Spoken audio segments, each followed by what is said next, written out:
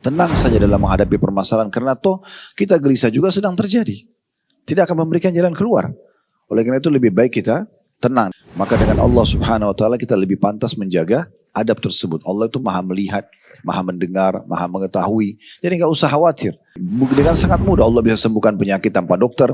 Allah bisa berikan jalan keluar dari semua masalah yang sedang kita hadapi dengan seketika. Tiba-tiba Allah balik kesedihan menjadi kegembiraan, itu semua bisa sekali. Tidak ada yang mustahil. Assalamualaikum warahmatullahi wabarakatuh. Halo sahabat semuanya, pernahkah kita merasa gelisah saat menghadapi ujian?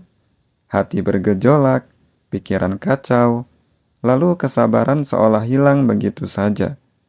Padahal Allah selalu tahu keadaan kita, dan Dia tidak pernah meninggalkan kita sendirian. Di video kali ini, kita akan belajar dari Ustadz Khalid Basalamah tentang faktor-faktor yang membuat kita tidak tenang dan sulit bersabar ketika menghadapi ujian hidup. Semoga dengan memahami ini, hati kita bisa lebih lapang dan jiwa lebih siap menerima ketetapan Allah. Kita mulai dari hal yang paling mendasar. Ada 3 hal utama yang membuat hidup kita tidak tenang dan sulit bersabar menghadapi ujian hidup. Mari kita simak penjelasan dari Ustadz Khalid Basalamah. Salah satu yang merusak kesabaran seseorang, yang pertama adalah sikap gundah. Dia selalu berkeluh kesah. Apa saja yang menimpahnya, maka dia selalu menceritakan dan menjadikannya sebagai bahan permasalahan dalam hidupnya. Padahal sebenarnya yang sedang menguji dia adalah Allah Subhanahu wa taala. Allah yang mendatangkan ujian tersebut agar memberikan dia pahala ekstra dari kesabarannya dan juga memberikan dia pelajaran. Karena semua yang terjadi dalam kehidupan kita dalam bentuk ujian ini sekolah yang terbaik. Sekolah yang terbaik tanpa dibayar dan pengalaman hidup yang paling mahal. Di mana nanti kita akan tahu, oh ternyata ada orang seperti ini dan itu misalnya, atau ada kejadian seperti ini dan itu yang membuat kita tidak perlu terjerumus dengan kejadian yang sama yang kedua kalinya. Kemudian juga yang kedua adalah emosional. Emosi tidak akan mendatangkan manfaat sama sekali. Kecuali efek-efek negatif. Dia hanya akan mendatangkan seseorang akan buyar idenya, berubah raut wajahnya, kemudian juga sikapnya. Kami sudah berikan contoh kalau ada 2 orang, yang satu benar misalnya si A, dan si B dalam kondisi salah. Di pinggir jalan dan kita temukan si A sedang memarah-marahi si B. Kira-kira menurut kita siapa yang salah? Kalau kita tidak tahu tentang masalah mereka. Pandangan mata kita normal akan menyalahkan si A yang sedang memarah-marahi si B. Padahal sebenarnya dia dalam kondisi benar. Artinya memang marah ini memberikan penilaian negatif dari orang. Oleh karena itu kita tidak perlu emosional. Salah satu rahasia di mana Nabi Muhammad SAW meninggal di umur 63 tahun. Tidak ditemukan rambut putih beliau di kepala dan juga di jenggotnya kecuali maksimal ada riwayat yang menyebutkan 17 helai. Sisanya semuanya masih hitam. Disebabkan kenapa? Salah satunya adalah beliau bisa mengontrol emosinya. Beliau bisa mengontrol emosi. Nabi SAW sangat tenang dalam memecahkan semua permasalahan-permasalahan. Karena kalau kita tenang, masalah sudah terjadi nih. Kita tenang, maka lebih mudah kita memunculkan ide-ide dan menemukan jalan keluar dibandingkan kita emosi yang tidak akan mendatangkan tidak akan datangkan solusi, akan buyar semua ide-idenya. Orang yang ahli bela diri pun, kalau dia emosional, semua jurus yang pernah dipelajari akan hilang. Ya, akan buyar semuanya. Orang yang berpendidikan kelihatan sama sekali tidak punya pendidikan kalau dengan emosional. Makanya Nabi SAW mewasiatkan kepada seorang anak muda pada saat dia datang mengatakan, ya Rasulullah wasiatkan saya, apa yang terbaik saya bisa dapatkan sebagai bekal hidup saya. Nabi mengatakan, la taghdab, jangan kau emosional. Itu solusinya. Ya, bermula dari situ dulu. Orang ini tanya kedua kali, la taghdab, jangan kau emosional. Sampai 3 kali Nabi SAW nasihatin yang sama. Sebab yang ketiga adalah gelisah. Tidak bisa menerima keputusan Allah Subhanahu wa taala. Saya sudah kasih tipsnya Bapak Ibu sekalian, ya tanpa menggurui tentunya, bagaimana kita harus bisa berada di 2 sayap kehidupan. Bersyukur di saat nikmat ada, makanan ada, minuman ada, apalah semua. Allah berikan kesehatan, ada harta, ada pasangan hidup, ada anak-anak, ada pekerjaan. Kita syukuri. Tapi kita harus sadar, sisi lain ada pasangan daripada nikmat yaitu ujian. Itu pasti lewat dalam hidup kita. Nah di sini perangkatnya kalau kita sedang diberikan nikmat bersyukur, kalau sedang diberikan ujian kita bersabar. Nah salah satu ciri orang bersabar adalah tidak gelisah. Gak usah gelisah. Tenang saja dalam menghadapi permasalahan karena toh kita gelisah juga sedang terjadi. Tidak akan memberikan jalan keluar. Oleh karena itu lebih baik kita tenang. Lalu bagaimana supaya tidak gelisah? Kembali kepada Allah subhanahu wa ta'ala. Kembali kepada Allah. Saya pernah bilang, kalau kita sedang mendapatkan nikmat, yang ciptakan kita Allah, yang ciptakan nikmat itu Allah, yang bisa pertahankan hanya Allah. Kalau kita sedang diuji oleh Allah subhanahu wa ta'ala, penyakit, gangguan orang, atau apa saja, maka yang ciptakan kita Allah, yang ciptakan ujian itu sendiri Allah. Dan yang bisa mengeluarkan kita dari masalah tersebut hanya Allah. Oleh karena itu tidak usah gelisah. Toh kita berada bersama dengan zat yang maha melihat, maha sempurna, maha hidup. Al-Hayyul Qayyum, sifat Allah itu adalah yang maha hidup dan terus menerus mengurus makhluknya. Allah tahu permasalahan kita, bukan Allah tidak tahu. Allah menguji kita. Dan Allah menilai bagaimana kita menghadapi permasalahan yang sedang kita diujikan. Kata seorang sahabat Nabi, seingat saya ini perkataan Abu Darda radhiyallahu anhu, beliau mengatakan, yang paling Allah cintai dari seorang hamba kalau dia sedang menguji hamba tersebut adalah hamba itu bisa menerimanya dengan lapang dada. Ya udah Allah sedang uji saya dengan penyakit sekarang, saya terima ini sebagai keputusan Allah, lalu ikhtiar mencari jalan keluar. Konsultasi dengan dokter, minum obat, oke, gak ada masalah. Tapi kita tidak gelisah di situ, kita tetap mengikuti arus prosesnya. Toh juga walaupun kita gelisah tidak akan mendatangkan kesembuhan misalnya, kecuali kita ikhtiar.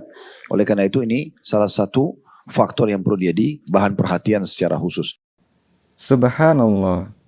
Terkadang kita tidak menyadari bahwa penyebab hati gelisah justru berasal dari hal-hal yang sering kita lakukan sendiri. Dan ketika kita sudah tahu 3 hal tadi, ada satu lagi faktor yang tak kalah berbahaya, yaitu sikap tergesa-gesa. Yang membuat kita sulit tenang dan tidak sabar adalah sifat terburu-buru. Mari kita dengarkan penjelasan lengkapnya. Kemudian yang keempat adalah terburu-buru. Selalu tergesa-gesa. Ini salah satu sifat manusia, suka sekali tergesa-gesa. Berdoa sekarang, mau lihat sekarang hasilnya. Padahal dia pun kalau kerja di satu perusahaan, kemudian Bapak Ibu kerja di satu perusahaan, Bapak Ibu ingin dinaikkan jabatannya, ingin ditambah gaji atau payrollnya misalnya. Anda sedang mengajukan permohonan kepada dirut atau owner perusahaan. Saya yakin begitu Anda ajukan, Anda tidak akan mungkin menggebrak-gebrak pintu dirutnya. Mana kemarin proposal saya sudah, kenapa belum ada jawabannya? Saya yakin Anda tidak. Anda akan bersabar, Anda tidak akan buru-buru. Karena Anda tahu itu akan dipelajari oleh manajemen dulu, nanti akan mereka berikan jawabannya.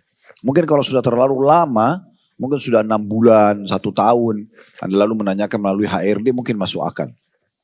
Baru sehari 2 hari, baru seminggu 2 minggu lalu kita ribut, mungkin kita bisa dipecat dari perusahaan tersebut. Itu di alam manusia. Maka dengan Allah subhanahu wa ta'ala kita lebih pantas menjaga adab tersebut. Allah itu maha melihat, maha mendengar, maha mengetahui. Jadi gak usah khawatir. Allah tahu apa yang sedang kita ajukan, yang kita sedang proposalkan kepada Allah. Maka sabar, jangan buru-buru. Ya, kata Nabi SAW, yustajabu li ahadikum malam ya'jal. Akan diterima permintaan seseorang dari kalian selama dia tidak tergesa-gesa. Kata para sahabat, wa kaifal istijal. Bagaimana cirinya orang tergesa-gesa ya Rasulullah, terburu-buru? Kata Nabi SAW, yaqulu da'utu wa lam yustajabu li fatarakat du'a. Dia mengatakan saya sudah berdoa tapi saya tidak lihat hasilnya, lalu dia pun meninggalkan doa setelah itu. Padahal sebenarnya mungkin tinggal sehari atau 2 hari dia berdoa. Betul sekali. Banyak masalah muncul hanya karena kita tidak bisa menunggu waktu yang tepat. Dan lebih berat lagi, ada satu penyakit hati yang bisa melumpuhkan harapan seorang hamba, yaitu rasa putus asa, berputus asa kepada Allah. Di titik ini, mari kita renungkan. Apakah kita pernah merasa doa kita tidak terkabul, lalu mulai merasa lemah dan menyerah? Kalau iya, coba tuliskan pengalamanmu di kolom komentar. Siapa tahu bisa jadi pelajaran untuk yang lain juga. Mari kita lanjutkan untuk menyimak penjelasan dari Ustadz Khalid Basalamah tentang bahaya putus asa ini. Faktor kelima penyebab sabar, perusak sabar adalah putus asa. Putus asa dari rahmat Allah subhanahu wa ta'ala. Maksud dalamnya adalah sangka buruk kepada Allah. Misalnya sakit, kayaknya saya tidak akan sembuh. Ya, Atau dia berbuat dosa, kayaknya saya tidak akan diampuni, ya. Berbuat amal soleh, kayaknya tidak akan diterima, ya. Seperti itu pemikirannya. Dia langsung dari awal sudah putus asa, padahal sebenarnya belum maksimal dalam ikhtiar. Ini bagian hal yang tidak boleh sama sekali. Bahkan Imam Az-Zahabi rahimahullah masukkan putus asa dari rahmat Allah bagian daripada dosa besar. Dari bagian daripada dosa besar. Menyangka Allah tidak akan ampuni, Allah tidak akan sembuhkan, Allah tidak akan beri, Allah tidak akan selamatkan. Ini semua bersangka buruk kepada Allah. Padahal sebenarnya Allah bisa mendatangkan sekejap semua itu jawaban dan solusinya. Jadi dengan sangat mudah Allah bisa sembuhkan penyakit tanpa dokter. Allah bisa berikan jalan keluar dari semua masalah yang sedang kita hadapi dengan seketika. Tiba-tiba Allah balik kesedihan menjadi kegembiraan, itu semua bisa sekali. Tidak ada yang mustahil. Tapi bagaimana kita tidak boleh putus asa. Saya akan bacakan dulu dalilnya, baru kita masuk ke syarah atau penjelasannya. Yang diangkat oleh penulis di halaman 63 dari faktor kelima penyebab rusaknya sabar ini yaitu putus asa. Berangkat daripada surah Yusuf ayat 87 yang berbunyi, kata Nabi Yaqub alaihissalam kepada anak-anaknya, innahu la yai'asu min rauhillahi illa al-qaumul kafirun. Sesungguhnya tidak ada yang berputus asa dari rahmat Allah kecuali kaum yang kafir. Adapun orang-orang beriman, kata penulis, maka mereka adalah orang-orang yang bersabar dan beriman kepada janji Allah Ta'ala. Dan sikap putus asa tidak mendapatkan jalan untuk masuk ke dalam hati mereka. Jadi tidak ada celah untuk kita putus asa. Kita kalau masuk ke rincian begini. Dalam Islam, Anda kalau menghadapi sebuah masalah, Anda ingat 6 huruf ini. Solusi. Masalah apapun, yang kita pikirkan solusinya. Bukan lagi kita tanyakan kenapa terjadinya. Kalau sudah terjadi. Bangun tidur sakit. Gak ada gunanya kita menanyakan lagi, kenapa saya sakit ya? Lalu dicarilah berbagai macam alasan, karena AC kedinginan semalam, karena hujan yang turun, karena saya minum dingin semalam, atau apalah. Sekarang sudah terjadi. Yang terbaik, yang membuat hidup kita tenang, kita bisa bersabar, solusinya langsung. Solusinya adalah, udah minum obat, minum teh hangat, istirahat yang cukup, konsultasi dokter, nah itu selesai. Jadi semua masalah kalau Anda lakukan ini, maka akan lebih mudah, karena Anda, ini hidupan ini seperti game, ya. Mentok satu titik, kita akan cari jalan keluar di titik lain. Kenapa diajarkan seperti itu di permainan-permainan itu? Karena memang harusnya orang menemukan solusinya. Tanpa kita mengatakan game itu silakan dimainkan. Tetapi supaya mudah difahami saja pendekatan makna. Maka seperti itu kurang lebih. Kita jangan putus asa dengan cara kita langsung memikirkan solusi dari permasalahan. Karena permasalahan itu pasti akan berlalu dalam hidup kita. Saya pernah jelaskan Bapak Ibu sekalian, semua ini berpasang-pasangan. Seperti kita lapar, kita kenyang. Atau sebaliknya, kita kenyang, kita juga akan lapar. Sebagaimana kita muda, kita akan tua. Sebagaimana kita sehat, kita akan sakit. Itu berpasang-pasangan. Orang yang paham ini, sistem ini, mereka akan mudah melalui semua ujiannya. Karena dia tahu, sekarang saya sehat nih. Satu waktu saya sakit, oh saya kan juga pernah sehat. Udah selesai. Solusinya kalau lagi sehat bersyukur, kalau lagi ujian sakit saya bersabar. Tapi saya sudah sebutkan dari awal kita bedah buku ini, definisi sabar adalah menerima takdir Allah dan ikhtiar mencari jalan keluar. Seperti itu. Jadi Allah lagi uji saya, sakit tadi, langsung aja solusinya. Seperti apa solusinya? Ada orang yang gosipin kita. Gak usah kita bahas kenapa orang ini melakukannya, kenapa. Habis waktu untuk itu. Solusinya apa? Solusinya ada 2. Kita terima itu sebagai keputusan Allah Subhanahu Wa Taala. Allah lagi uji saya melalui orang ini, ya. Kemudian yang kedua, ya, kita cari jalan keluarnya. Jadi kita menerima takdir Allah dulu, lalu kita cari jalan keluar. Jalan keluarnya adalah sudah, selama itu yang sedang digosipin tidak benar, Allah berfirman, Inna Allah yudafi anil ladina amanu. Allah akan membela orang-orang beriman. Akan ada cara Allah nanti membela kita. Kita tinggal menunjukkan kalau kita tidak seperti itu. Kalau yang disampaikan oleh mereka itu benar, kita tinggal introspeksi diri. Tidak perlu kita keluar-keluar di media untuk membela diri. Akhirnya tadinya kita benar jadi salah. Karena banyaknya ngomong gitu ya. Saya punya metode kalau ada apa-apa di media Tuhan, saya tidak perlu banyak meresponnya. Untuk apa kita meresponnya? Kalau itu adalah benar, kita tinggal introspeksi diri kita. Istighfar kepada Allah, bertobat. Kalau itu salah, maka kita yakin Allah akan membela kita. Tuh, alhamdulillah juga kita tidak melakukan perbuatan yang salah gitu ya. Nah seperti itu. Masya Allah, sungguh dalam renungan ini. Jika kita sudah tahu bahaya putus asa, maka kita juga perlu meyakini satu janji Allah, bahwa Allah tidak pernah membebani hambanya melebihi batas kemampuannya. Jadi tenanglah, Allah selalu bersama kita. Setiap ujian, sekecil atau sebesar apapun, sudah ditakar sesuai kemampuan kita. Mari kita dengarkan nasihat penuh ketenangan ini. Fahamilah teman-teman sekalian, Allah Ta'ala, Allah yang maha tinggi tidak akan membebankan kita di atas kemampuan kita. Tidak mungkin. Bapak Ibu kalau diuji sama Allah sesuatu, Allah tahu Bapak Ibu bisa lewatin. Bisa. Makanya kata Nabi SAW, Allah tidak akan menguji hamba di atas kemampuannya. Ujian itu akan bisa dilalui bagaimana caranya. Kalau Anda lagi kuliah atau Anda lagi sekolah, bagaimana Anda supaya lulus ujian? Belajar. Nah ini belajar seperti ini. Oh ternyata itu jalan keluarnya. Jadi kalau ada ujian nanti dihadapi dengan cara seperti itu. Ya, kita bersabar. Nah seperti itulah. Dan Allah berfirman dalam surah Al-Baqarah ayat 286, la yukallifullahu nafsan illa us'aha. Allah tidak akan bebankan satu jiwa di atas kemampuannya. Jadi nggak mungkin. Berarti semua ujian itu Allah tahu kita mampu lalui. Kalau kita tidak mampu lalui teman-teman sekalian, maka Allah tidak akan ujikan kepada kita. Allah tahu kita ini semua belum mampu menghadapi seperti teman-teman di Palestina. Maka kita tidak diuji begitu. Allah tahu mereka mampu lalui itu. Sampai detik ini kalau kita dengar, umumnya mereka mengatakan Alhamdulillah anak saya mati syahid, Alhamdulillah istri suami saya mati syahid, misalnya orang tua saya. Mereka dengan senangnya. Makan susah tapi mereka masih makan dan masih misalnya mengatakan Alhamdulillah. Hampir setiap saat saya ikutin perkembangan mereka itu luar biasa. Dan saya sempat berpikir merenung sejenak, introspeksi diri. Mungkin kalau diujikan pada kita belum tentu kita mampuin. Maka beban itu dibebankan pada orang kemampuannya. Ada orang diuji dengan penyakit sudah 10 tahun. Tapi dia bisa lalui. Mungkin kalau kita belum tentu kita bisa. Oleh karena itu teman-teman sekalian jangan terlalu berlebihan bersangka buruk kepada Allah. Kenapa saya diuji begini, kenapa saya begini dan begitu. Itu pasti sunnatullah. Sistem dalam kehidupan ada nikmat, ada ujian. Gak mungkin tidak.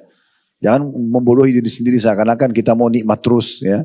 Makanya sudah dikasih perangkatnya, nikmat ada syukur, ujian ada bersabar. Dan ini yang sedang kita bahas masalah sabar. Satu buku ini semua bahas tentang sabar. Dari awal kita pelajari, kita sudah pelajari dari Al-Quran dengan tafsir-tafsirnya, dari hadis-hadis Nabi SAW dengan tafsir-tafsirnya, kemudian perkataan salafus saleh dengan makna-maknanya gitu kan. Kemudian contoh-contoh figur dari orang sabar. Dan sekarang kita pelajari tentang faktor perusak sabar. Semua ini adalah hal-hal yang membuat rincian ini kita pelajari supaya kita bisa melalui ujian-ujian yang ada.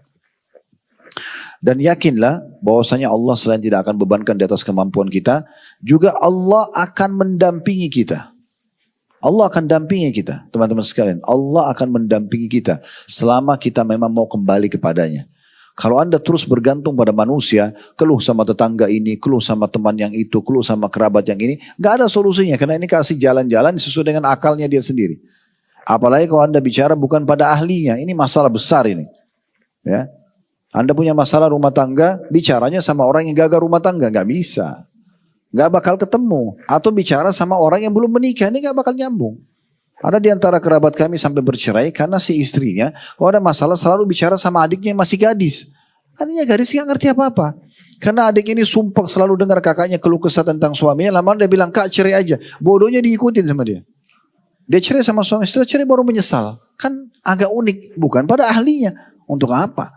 Bicara pada ahlinya, itu pun konsultasi. Saya pernah bilang gitu ya. Beda konsultasi dengan curhat. Konsultasi, ini hukumnya apa? Apa solusinya? Itu konsultasi namanya.